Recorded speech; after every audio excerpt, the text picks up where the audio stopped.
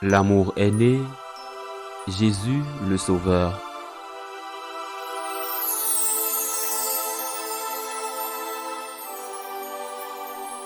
Au commencement était le Verbe, et le Verbe était auprès de Dieu, et le Verbe était Dieu. Il était au commencement auprès de Dieu.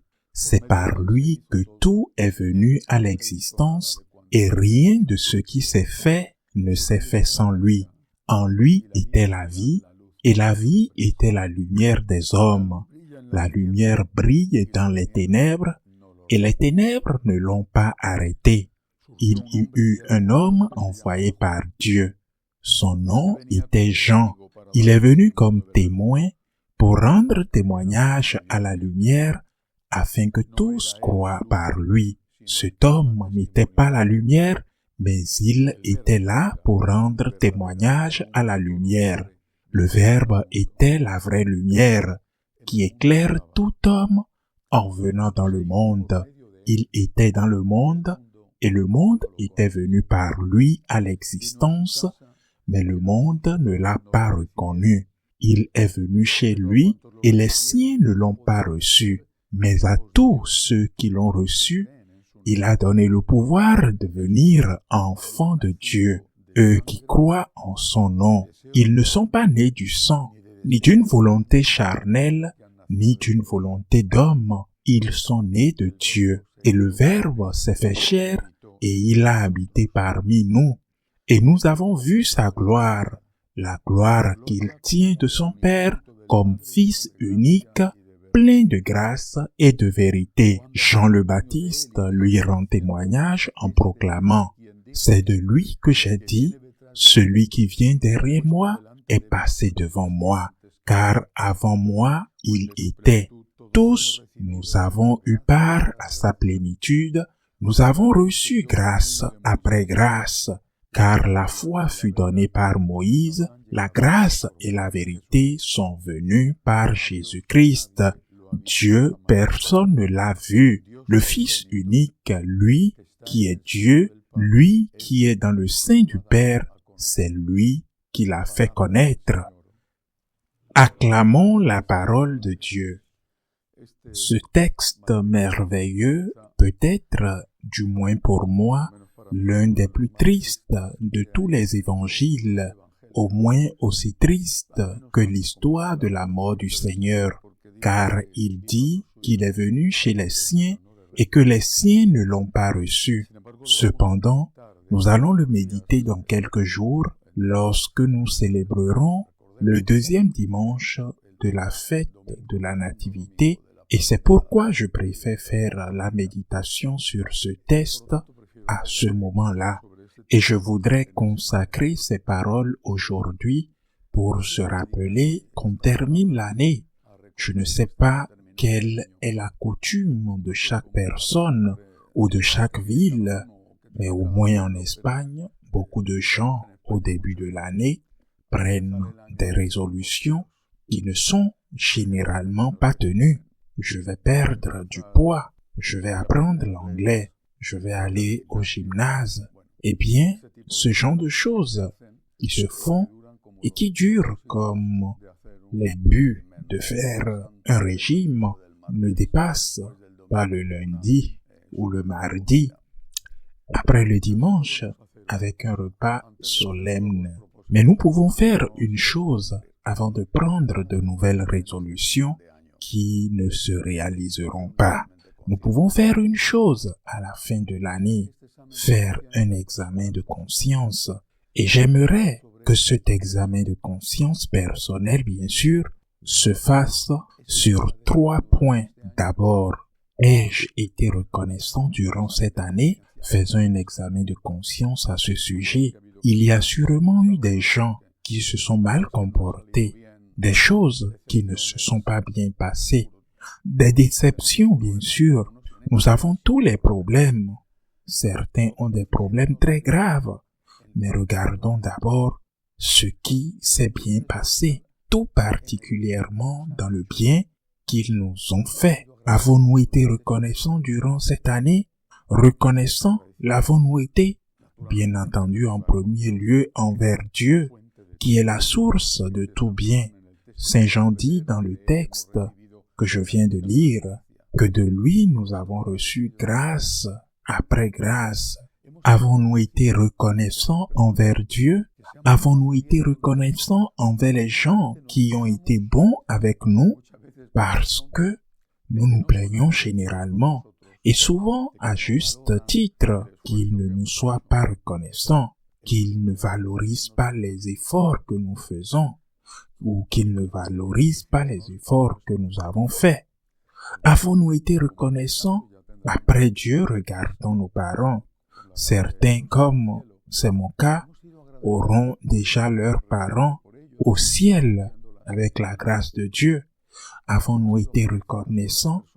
Par exemple, en priant pour eux, en offrant la Sainte Messe, avons-nous été reconnaissants envers les personnes qui ont été patientes avec nous, qui nous ont aidés, peut-être même financièrement?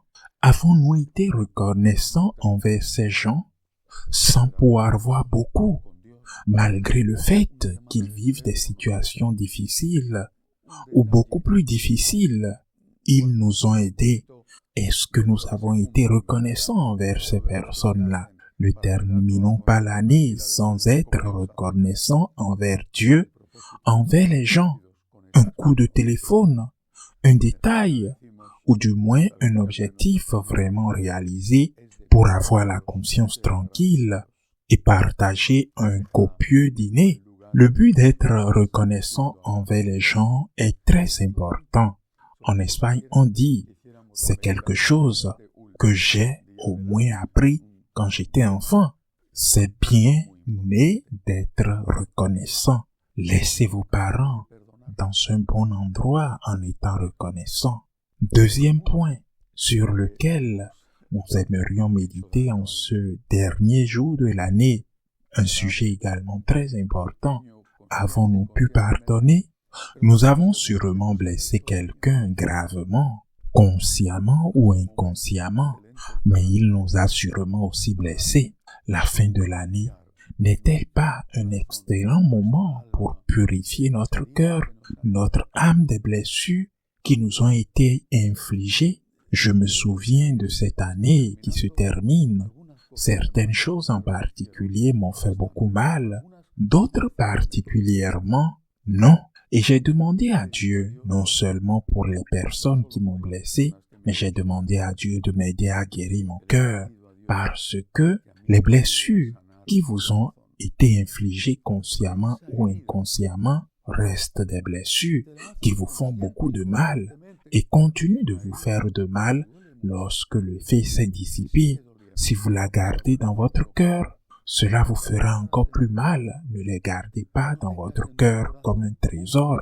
Ne gardez pas des rancunes dans votre cœur comme un bien ou comme un trésor que vous avez reçu. N'oubliez jamais cela. Et quelles que soient les rancunes, quelle que soit toute attitude qui vous ont blessé, cela ne dépend peut-être pas de vous, mais maintenant cela dépend de vous. Si ce dommage continue d'exister ou non, que ce dommage continue de produire en vous un effet négatif, terminez l'année par un acte de pardon. Et si cela vous coûte, ce qui est toujours difficile, terminez l'année en demandant à Dieu pardon pour ceux qui vous ont blessés, en demandant à Dieu de vous aider à leur pardonner.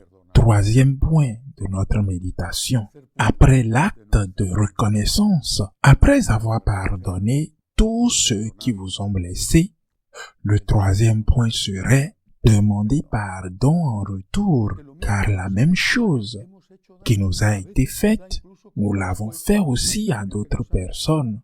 Parfois, nous répondons au mal par le mal, ce qui n'est pas bien. Parfois, nous le faisons involontairement.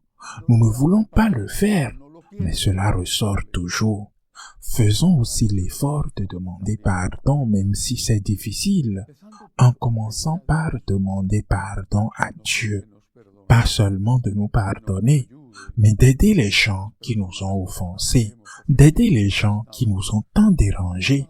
Ne le faisons pas par simple courtoisie pour bien paraître, mais avec notre conscience faisons-le, pour que cette personne ait la paix, car les dommages que nous avons causés ont peut-être ôté sa paix, tout comme les dommages qu'elles nous ont causés ont ôté notre paix. Gratitude, pardonner et demander pardon. Le Seigneur a notre paix intérieure. C'est le vrai bonheur. Celui qui a Dieu a la paix et rien ne lui manque.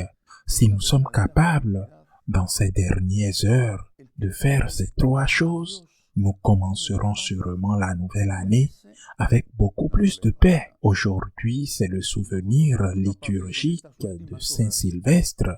Si je pouvais, ce que je ne peux pas, heureusement, car je ferais beaucoup de bêtises, si je pouvais changer le calendrier liturgique aujourd'hui, à côté de ce Saint-Pape, Saint-Sylvestre, je mettrais Saint-Dimas, un saint pour celui à qui j'ai une dévotion extraordinaire, car il a été sauvé à la dernière minute. C'est ainsi que nous pouvons agir, nous aussi, pour être sauvés dans les dernières heures de l'année.